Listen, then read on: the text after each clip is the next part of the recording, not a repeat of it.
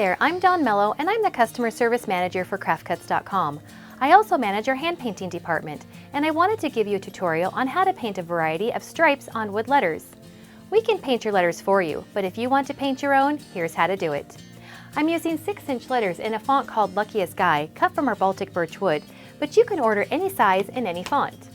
The materials we use are acrylic craft paint in navy blue, blue jay, angelic blue, white, trail tan, Liquitex gloss medium and varnish, a round brush, a liner brush, a 3/4 inch flat brush, 1/2 inch masking tape, 1/8 and 1/4 inch easy mask tape, some 220 grit sandpaper. I also have a paper towel, a paper plate, and water handy as well.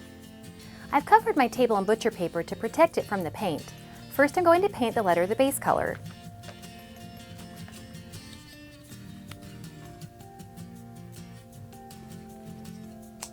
Each painter who works here has a different brush preference, but I like using a 3/4 inch flat brush because it gets into the tight spots of the letter better than the foam brush. I'm going to start with painting the size of the letter first.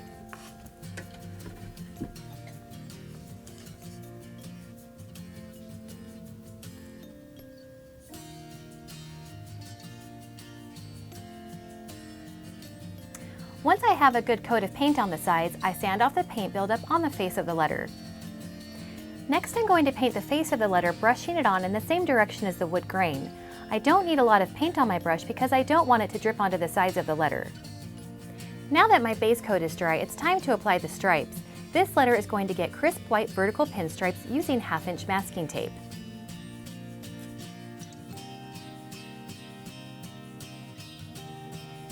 Rub the tape on the letter really well to make sure the paint doesn't bleed underneath the tape.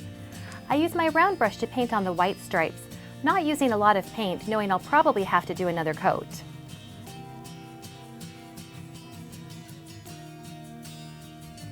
The style options with the size of the stripes and colors are practically unlimited. I'll show you how to use multiple sizes of stripes, different orientations, and color variations to create unique stripe designs on each letter. A similar technique can be used to create uniform vertical stripes. Here I simply place my 1/2 inch masking tape on the letter a 1/2 inch apart. I've been doing this for quite a while so I can eyeball it, but if you want, you can measure between the tape lines and readjust if needed. I'm painting blue jay stripes on this white letter.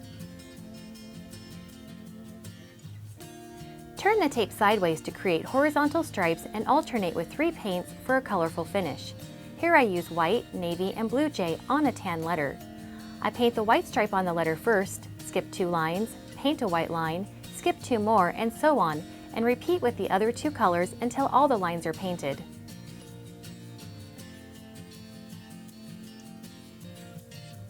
To create thin, even stripes, carefully place and smooth 1/8 inch easy mask tape extending past the letter. Place these strips 1/8 inch apart.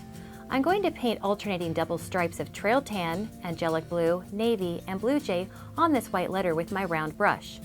I start with 2 lines of tan, jump 6 lines, 2 lines of tan, and so on.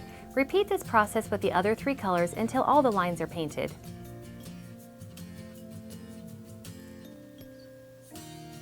Use the same vertical taping technique and same amount of colors, but place the 1/2 inch and 1/4 inch tape lines at random distances to get a unique pattern.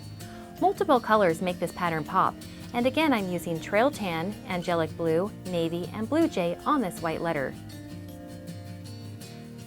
The tape does a good job keeping the paint in the areas you want, but if any paint bleeds under the tape, it is easily fixed by painting over it with a liner brush and the base paint color.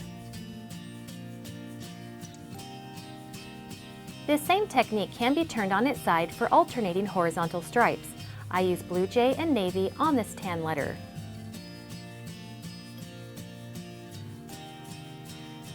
To create varying diagonal stripes, I tape down 1/4 inch strips with alternating 1/4 inch and 3/4 inch spaces in between.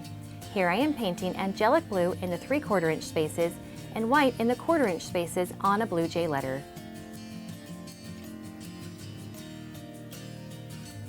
To finish the paint job, I brush on the Liquitex gloss medium and varnish with the large flat brush. It helps seal the paint and gives everything a fresh glossy look.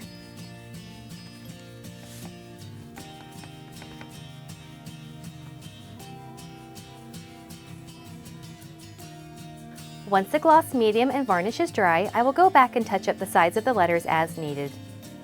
Be careful not to get any paint on the face of your letters, but if you do, simply wipe it off with a damp paper towel. Now that I've shown you some of our tricks of the trade, I hope what you take away from this tutorial is that a couple sizes of masking tape can make many patterns on letters. Good luck with your project, and if you have any questions or just want us to paint the letters for you, please contact us and we'll be happy to help. I'm Dawn Mello for craftcuts.com, and thanks for watching.